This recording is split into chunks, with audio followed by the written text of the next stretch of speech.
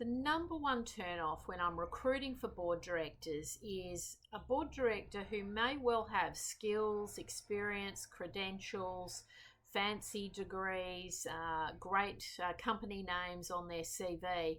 But if they have a bad attitude, and in particular a big ego, that is an instant turn off. And if we look at how the board is evolving and how important board work is becoming, there really is no room in a modern boardroom setting for someone with a big ego. It really is well predicated towards people who like to serve, people who are collegiate, people obviously who have, opinions and are able to put those opinions forward, but not in a forceful or aggressive way. I had a couple of people contact me last week who were incredibly aggressive. I can't explain why these communications went off the rails, but I'm finding increasingly there are people that are very easily triggered by very inane topics, and they show their true colors very quickly. And if you ask them to do a simple thing like send you your resume, you get a testy response. Or if you ask them to correct a document or ask them to register with your firm, you get these very weird and wonderful responses. And it always is a tell to me. It is a warning sign, because when people react over the top to very basic normal communication, that is a warning sign.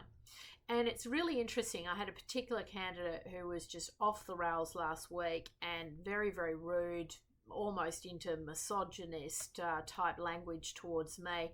Doesn't pay to be rude to me, but I went and did a background check on this individual, and lo and behold, about 20 years ago, this individual was fired from their company for doing some very shady, dirty business.